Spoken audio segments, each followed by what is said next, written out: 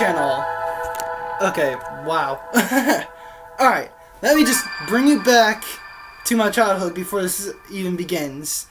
So, back in my childhood, there was this show on Disney, and it was super popular. Title of the show, Hannah Montana. Now, I didn't care for her music back then. Like, it was okay-ish, but I didn't care for it. Nor did I care for the person who actually, you know, acted for her, which is kind of hilarious in retrospect. I mean, like, I had a slight crush on her at the very least, if you want to say that. I mean, a lot of guys my age did, so. But, yeah. Miley Cyrus was just. She wasn't the person that she is today, back when this show was popular. Back then, she actually had more of a sweet, innocent demeanor to her personality. And when she broke off from Disney, it was like she was trying to prove something to the world, I guess. It happens to most Disney stars. Most is the key word. I can think of one Disney star in particular who did not exactly go that route, but that's not who we're talking about today. Nor is it what we are talking about. So, now I've gotten my bit of experience with the show. By the way, it was an okay show. I watched it for the other characters more I did the main character, to say the least. Especially some of the guy characters. Some of the guy characters, those moments usually happen to be the funniest. So, it's definitely better side characters than the main characters. But getting that out of the way, I was over at Disc Traders the other day, right? I had no idea the game that I'm talking about today, this game right here, even existed back then. And in case you're wondering about the fact that my signature's on there, it's there because, well,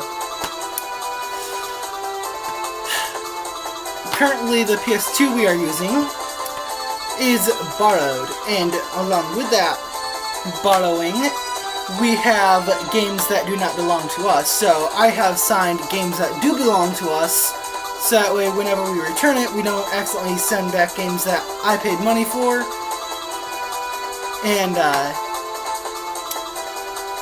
realize it a bit too late, kind of thing, you know?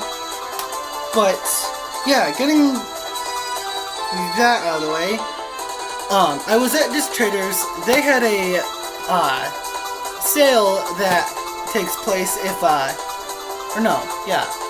think I talked about it already, but it was a buy 5 get the 6th free sale. This was one of those games that I bought to hit the 6.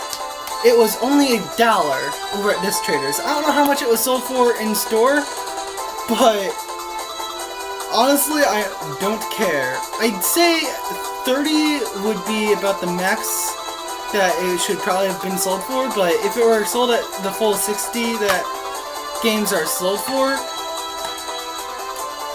I mean, it's an okay game, but it's still shovelware if you really think about it.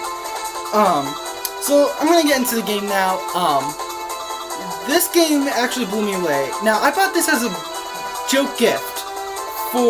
Not joke gift, but I bought for other people in the house, not for me to play. I did not expect to play this at all. I played it as a joke with my sister, which she was supposed to be reviewing this game with me, but she decided I can just review it on my own self. So, I did not expect to play this game in the least. It is not for me. So, the fact that I even had fun playing this is quite hilarious. This game is a rhythm game. Basically, and I kind of wish I had brought a controller to review this game with me to kind of show you guys, but this game does not make use of the controller, like, at all. First off, that's actually something that annoys me about it, because it requires DualShock to play. You cannot play it with a regular analog PS2 controller, or PS1 for that matter, since you can use PS1 controllers on the PS2. I tried using my PS1 controller, and it did not work, so you have to have DualShock, and it also works only on PS2 memory cards, which really annoys me, because PS2 and PS1, their stuff works together. If a game works on a PS2, the PS1 stuff should work with it. Like, I get why some PS2 games wouldn't work with a PS1 memory card, but this game, it doesn't take that much memory, trust me. But yeah. So, anyways, the game does not take full advantage of the controller. First off, the DualShock part of it, it does not take advantage of that. The DualShock the real difference between DualShock and a regular analog is the fact that DualShock has rumble. So, it doesn't take advantage of the one feature it says it needs. Okay, well, whatever. But what really annoys me, and yet I find quite fun at the same time, is the fact that it does not use the face buttons on the controller. The control pad or the shoulder buttons, at least in game. Menus, maps, and certain other portions of the game that I'll have to get into do use these features, use these buttons, but the main brunt of the game is going to be the rhythm part, which only uses the control sticks. How? Well, you'll just have to play the game to figure that out, if you actually feel like picking up the game. I do not completely recommend it for being picked up. I'm just reviewing it because I want to blow out of the... I just want to fix the review that Metacritic has for it, because Metacritic did not give it a good review. Now, I can see why they didn't, but at the same time, this game was a lot more fun than they make it out to be. So, when you play the game, it's like, first off, they teach you the basics, which is a lot of the, basic moves that you would normally do with a control stick. So, you do that and you're like, okay, that's not too bad. Like, that's kind of what I was expecting them to do anyways. But then you get to some of these other things. Actually, one of the basic moves that they teach you is one that you would not think of as a basic move, because most people don't even know that you can push in the control sticks and use them as buttons. I know that the only reason I knew they did that is because that is technically L3. Have you ever had a game that requires an L3 button? That's what you do. You press the control stick in. So, I believe PS2 is actually the first system to do that. I might be wrong.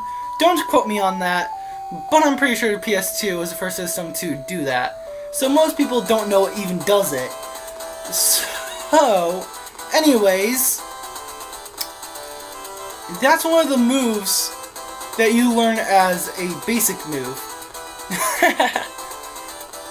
And a lot of these other moves, more complicated moves, actually get a segment to themselves where you do them constantly. So, yeah. Anyways, the actual music and such, you learn songs and such throughout the game. You do earn cheats that make the game easier as you play it, kind of like you do with Super Mario Crossover, as you'll see in my Let's Play of it.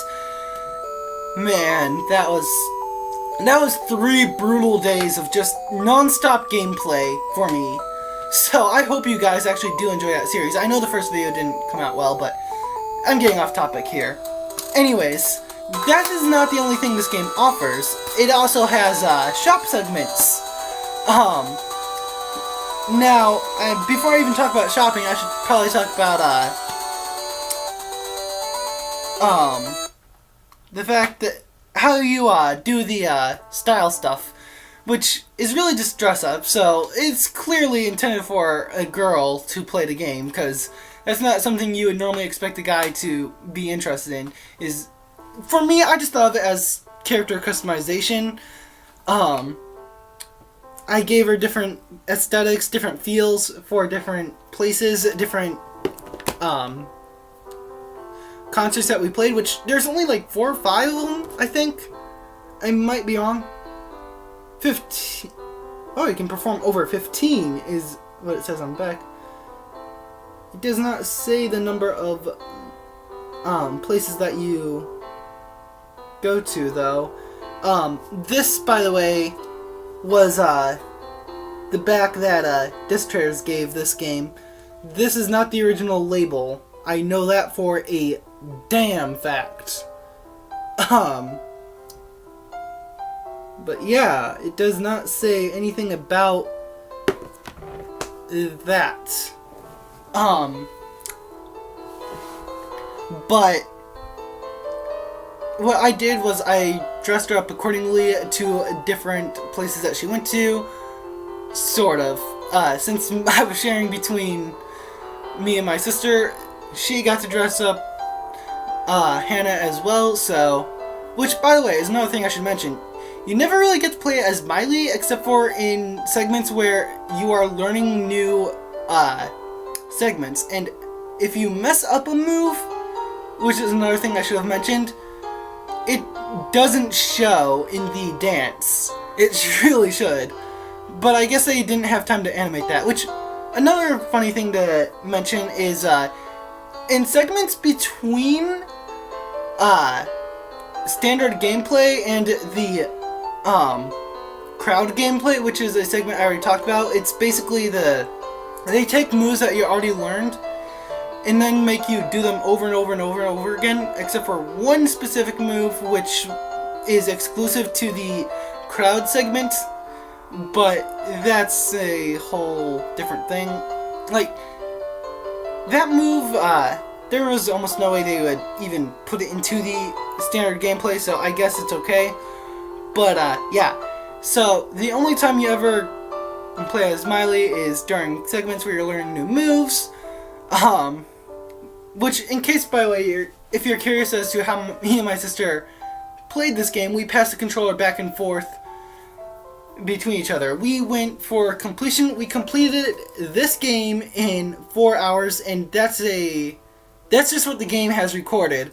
If you take out the time that we took shopping, stylizing, playing mini games, which I should have mentioned, there are mini games. They are pretty much pointless because all you can get out of them is your souvenirs. If you want to be a completionist and not cheating, I guess they're useful, because then you don't have to go through the actual gameplay again.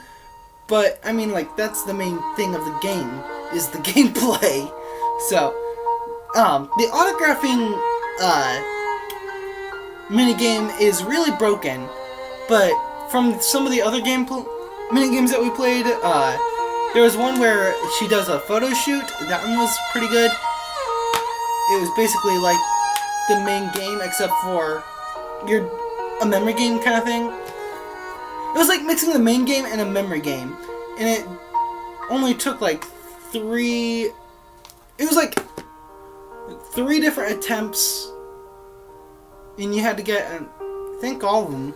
Yeah, I think I had to get all of them. I can't quite recall this mini game, but basically what they would do is they would give you an input 1 for round 1, 2 for round 2, and 3 for round 3. If you got one of the inputs wrong, well, then that would be the end of the mini game, if I would assume. So yeah, it would be definitely faster than going through the songs. So yeah. Anyways, I guess I got the shopping stylistic stuff out of the way. It's very customizable. Let me just put it to you that way. By the way, the menu in dressing up is horrible. You can... There's no indicator to where your cursor is. Like, there is, but there isn't. If you are in a certain thing, like, say you are putting on a shirt, and you decide to switch to pants, or skirts, or whatever, there's no indication to the fact that you pressed to get out of there. So you might press it again, just to try to get out of there, or you might press the wrong button. There is a button that will take you from the double menu all the way back out and will just reset your clothes. So then you gotta reset dressing, and yeah, that gets monotonous. However, you can save outfits. It's pretty much pointless to save outfits because you're probably just gonna change outfits based on the place you're going to anyways, or based on different things that you've shopped for. We did do a lot of shopping in the game. We spent a lot of time shopping, trust me. We went around different places to do so. Shopping is quite an interesting thing. I should probably say that. They have, if you're going to shop, you go to different towns, and from there you select on different, like, outfit, things, and they show you what you can buy from that shop, or that specific item of that shop. It's really weird, I guess. I mean, it's okay. Obviously, that's one of the better things about the game. I mean, the gameplay is good too, don't get me wrong. I mean, if you're into Hannah Montana songs, I guess. I at least was able to deal with it. There are some songs I like, so, you know. But, by the way, I should probably mention the gameplay footage I have in the corner here is going to be silent, just for the sheer fact that I don't want any copyright. It is, after all, Disney. So, anyways, where was I?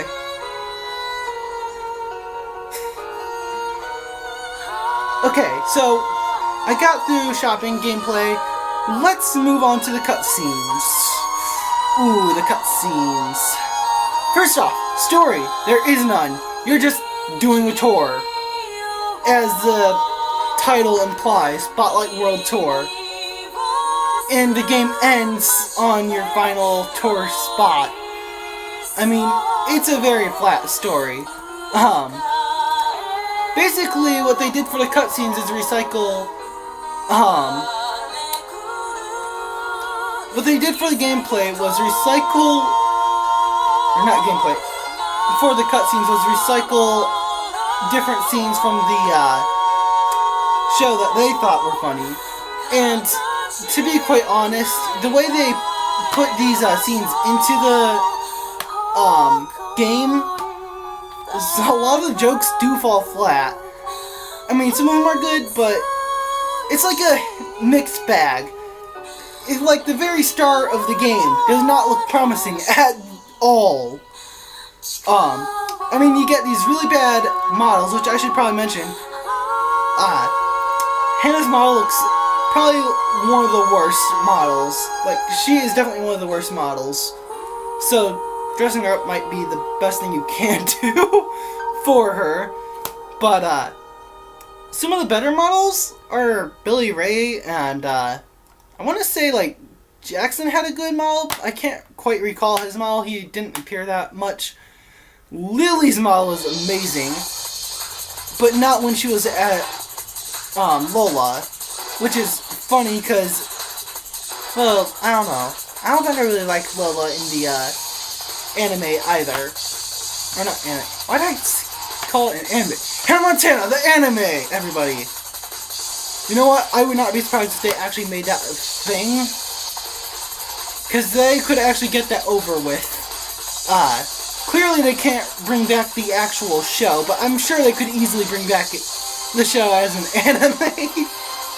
They're never gonna do that. But I'm just saying they could, and it would go over just fine.